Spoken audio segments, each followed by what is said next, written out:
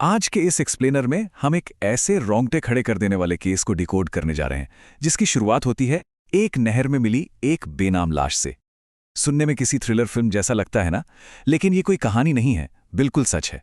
चलिए देखते हैं कि कैसे कभी-कभी सबसे गहरा सच झूठ के सबसे शांत पानी के नीचे छिपा होता है। अब देखिए, जब सुरेंद्रनगर जिले में ये लाश पहली बार मिली तो पहली नज़र में ये एक बेहद दर्दनाक हादसा ही लग रहा था। कोई भी यही सोचेगा कि भाई पैर फिसला होगा और डूबने से मौत हो गई। लेकिन कहते ना कि हर तस्वीर के दो पहलू होते हैं। अहमदाबाद क्राइम ब्रांच की पैनी नज़रों ने इस तथाकथित हादसे में कुछ ऐसा देखा जो बहुत बहुत खौफनाक था। ये देखना वाकई दिलचस्प है कि कैसे नजरिया बदलने से पूरी कहानी ही पलट जाती है। एक तरफ लोकल पुलिस थी जिसने इसे महज एक एक्सीडेंट मानकर फाइल लगभग बंद ही कर दी थी, और दूसरी तरफ क्राइम ब्रांच, उनकी ह्यूमन इंटेलिजेंस यानी जमीनी खुफिया जानकारी चीख चीख कर कह रही थी कि नहीं, ये कोई सामान्य दुर्घटना नहीं है, बल्कि एक बेहद सोची समझी मर्डर मिस्ट्री है। इस खौफनाक साजिश के पीछे का मकसद समझने के लिए हमें एक बहुत ही उलझे हुए पारिवारिक जाल को समझना होगा। प्यार, धोखा और पड़ोसी। ये कहानी सोल्डी गांव के शांतिगिरी विष्णुगिरी गोस्वामी के इर्द गिर्द घूमती है। इस पूरी कहानी की जो मुख्य कड़ी है जागृति गोस्वामी, उनका इतिहास काफी उलझा हुआ था।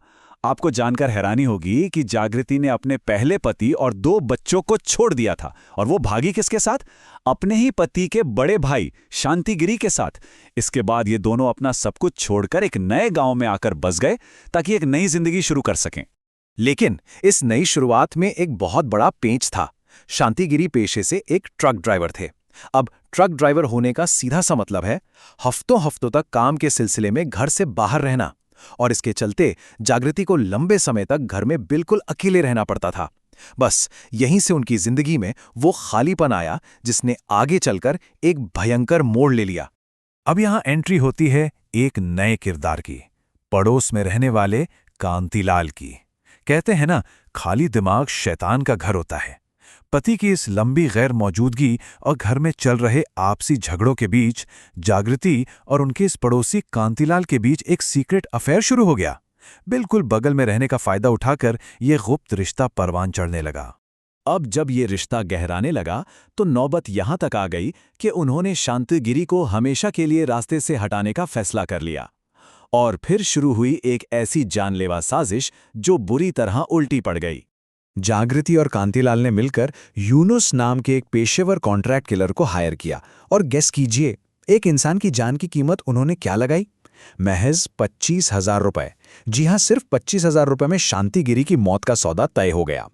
लेकिन अब जो हुआ वो किसी डार्क कॉमेडी से कम नहीं था। रात के अंधेरे में वो तथाकथित हिटमैन यूनुस घर में तो पहुंच गया, लेकिन ऐन मौके पर उसके हाथ पैर फूल गए। उसकी हिम्मत ही जवाब दे गई। तो उसने क्या किया? उसने मर्डर करने के बजाय आराम से सोते हुए शांतिगिरी की सिर्फ एक फोटो क्लिक की और उसे भेजकर अपने पैसों की डिमांड कर दी। मतलब बिल्कुल ही बेतुका। इधर जागृति ने वो फोटो देखी और उसे लगा कि चलो काम तो हो गया। उसने खुशी खुशी पैसे भी दे दिए। लेकिन जरा उस वक्त जागृति के चेहरे के भावों की कल्पना कीजिए जब उसका मरा हुआ पति शांतिगिरी आराम से अपनी नींद से उठकर उसके सामने खड़ा हो गया। उस धोखेबाज हिटमैन की पोल खुल चुकी थी, और वो स्थिति किसी के लिए भी बेहद असहज रही होगी। जब ये आउटसोर्सिंग वाला प्लान पूरी तरह फ्लॉप हो गया, तब उन दोनों को समझ आ गया कि ये काम उन्हें खुद ही करना पड़ेगा, और यहीं से ये मामला एक बकवास साजिश से एक बेहद खौफनाक हकीकत में बदल जाता है।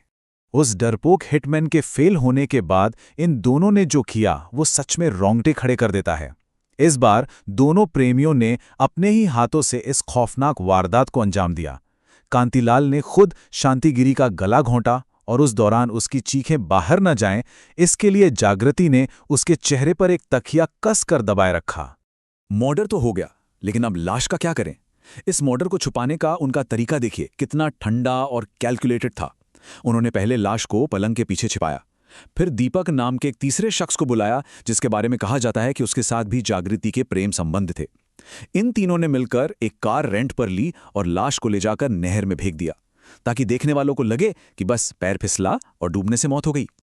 अब लाश नहर में ठिकाने लगा दी गई थी और उसे एक दुखद हादसा बना दिया गया था।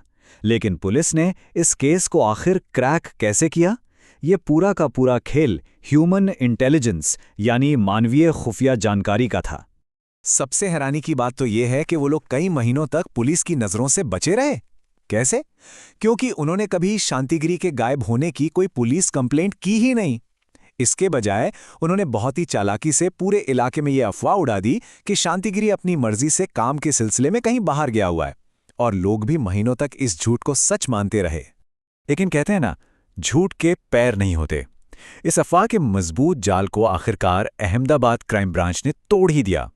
बिना किसी हाईटेक गैजेट के, सिर्फ और सिर्फ अपने शानदार मुखबिरों और जमीनी स्तर की जांच यानी ह्यूमन इंटेलिजेंस की मदद से उन्होंने उस लापता ट्रक ड्राइवर की सही पहचान कर ली और इस पूरे झूठ से पर्दा उठा दिया।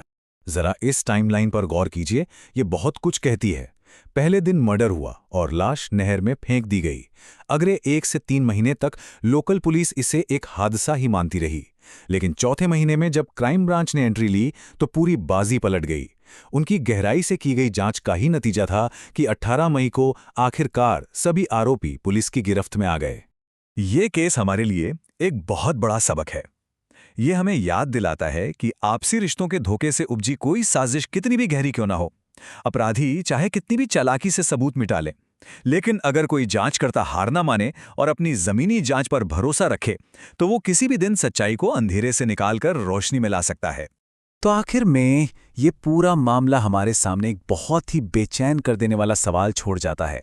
सोच कर देखिए, अगर डूबने से हुई एक आम दुर्घटना महीनों तक इतने खौफनाक मर्डर को छिपा सकती है, तो हमारे आसपास ऐसे और कितने ही हादसे होंगे जो असल में एक परफेक्ट मर्डर हैं, बस इंतजार कर रहे हैं एक सही जासूस का जो उनके पीछे छिपे काले सच को बाहर ला सके।